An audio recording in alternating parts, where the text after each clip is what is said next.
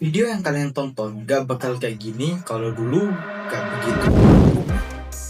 Nah, pernah mikir gak? Kenapa film kita tonton sekarang tuh sudah memiliki audio, dialog, ataupun lagu, bahkan efek suara yang sudah include ke dalam videonya? Mau tahu sejarahnya? Ayo ulik bareng. Aku Zubairi, selamat datang di Cinema Talk episode ketiga.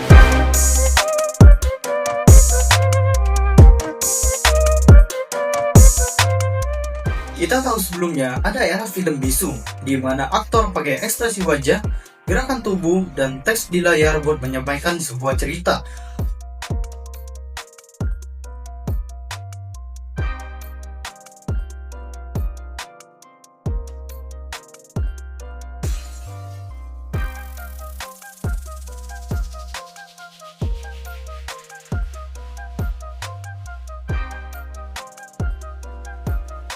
Penonton biasanya nonton ditemani musik live, misalnya piano atau orkestra. Itu aja udah jadi hiburan yang besar. Tapi sejak awal banyak penemu dan sutradara yang punya mimpi. Gimana sih kalau film itu bukan hanya bisa dilihat tapi juga bisa didengar? Mimpi itu bikin lahir berbagai eksperimen. Ada yang coba pakai pilihan suara yang diputar bareng filmnya. Ada yang pakai silinder fonograf, tapi hasilnya sering kacau.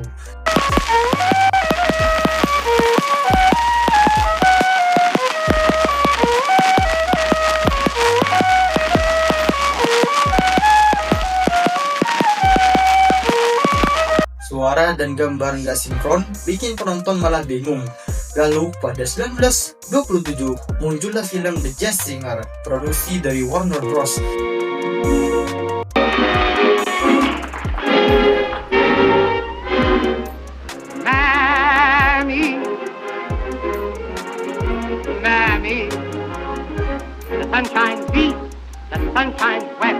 Ini bukan film pertama yang ada suaranya, tapi ini film yang paling sukses. Kenapa? Karena untuk pertama kalinya penonton bisa dengan aktor benar-benar berbicara dan bernyanyi sinkron dengan gambarnya. Adegan paling legendaris ketika Al Jolson bilang, "Wait a minute, you ain't heard nothing yet." Seakan nunjukin bahwa dunia perfilman benar-benar masuk ke babak baru. Wait a minute, you ain't heard nothing yet. Wait a minute, I tell you ain't heard nothing. You want to hear Toot Toot Tootsie? All right, hold on. Toot Toot Tootsie, goodbye. Toot Toot Toot.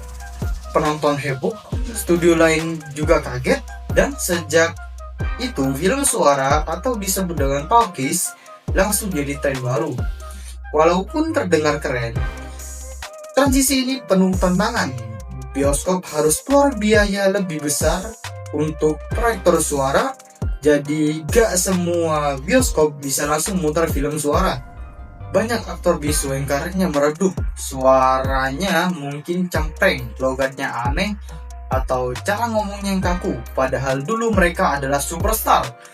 Lalu teknik syuting yang berubah, karena mikrofonnya itu besar dan sensitif, kamera tuh harus sering dipasang di posisi yang tetap, bikin film awal-awal suara terasa kaku dan kurang dinamis.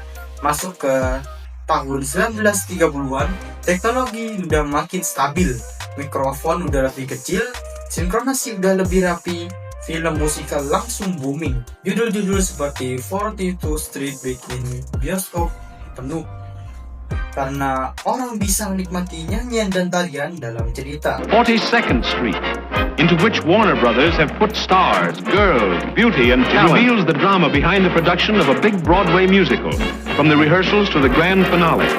To bring this tremendous production to the screen, they've used 10 famous stars, including Veed Dan.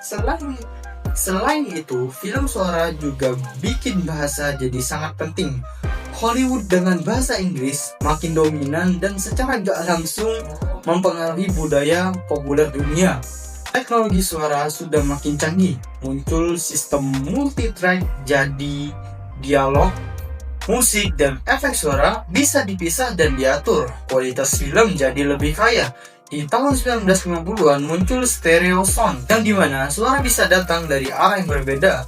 Kalau ada mobil yang lewat di layar, penonton bisa dengar suara bergerak dari kiri ke kanan. Efek ini bikin pengalaman penonton jadi lebih nyata. Tahun 1970-an, ada teknologi Dolby Stereo yang dipakai di film-film besar. Lalu di tahun 1990-an, muncul Dolby Digital. Lalu sekarang, ada Dolby Atmos. Atmos bikin suara seolah-olah datang dari semua arah, termasuk dari atas dan bawah.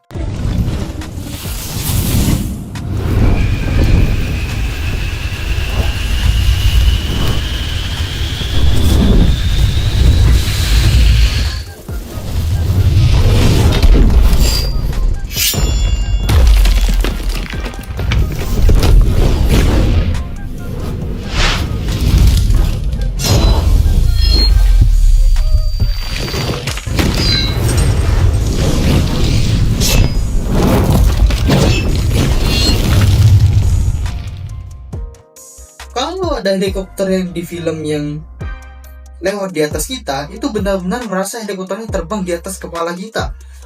Contohnya, bisa kita lihat di film seperti Star Wars yang pakai sound design buat bikin dunia yang terasa lebih hidup. Atau Jurassic Park di tahun 1993 dengan suara dinosaurus yang bikin penonton serasa ada di hutan. Perubahan ini bikin dunia film tuh berubah total. Aktor yang harus punya suara yang bagus gak cukup cuman modal cantik atau ganteng. Cerita yang lebih kompleks, dialog bikin alur cerita lebih dalam dan emosional. Musik bisa bikin film lebih berkesan. Coba bayangin, Titanic tanpa lagu My Heart Will Go On, pasti rasanya beda banget. Penonton lebih tenggelam. Sekarang kita bisa ketawa, takut, bahkan merinding. Bukan cuma karena gambar, tapi juga karena ada detail suaranya. Jadi, awal mula film suara dimulai dari eksperimen yang gagal, lalu berhasil lewat The Jazz Singer di tahun 1927. Setelah itu berkembang cepat di 1930-an dengan film musikal, di 1950-an dengan stereo, sampai teknologi modern seperti Dolby Atmos seperti sekarang. Perjalanan ini menunjukkan kalau film itu berkembang seiring teknologi. Dari sekedar gambar bisu, jadi dunia penuh suara yang bisa bikin kita merasa benar-benar ada di dalam cerita. Dan mungkin di masa depan teknologi suara akan lebih gila lagi. Siapa tahu kita bisa nonton film dengan suara yang terasa langsung di sekitar tubuh kita. Singkatnya, film suara bukan cuma tambahan teknologi, tapi revolusi yang mengubah cara kita menonton film, merasakan cerita, dan menikmati seni sinema. Baiklah, itu saja yang bisa saya sampaikan. Bila ada kritik, saran, atau pertanyaan, bisa komen di bawah. Terima kasih bagi kalian yang sudah menonton sampai habis. Jangan lupa like, komen, dan subscribe. Aku Zubairin, sampai jumpa di Cinetalk episode berikutnya.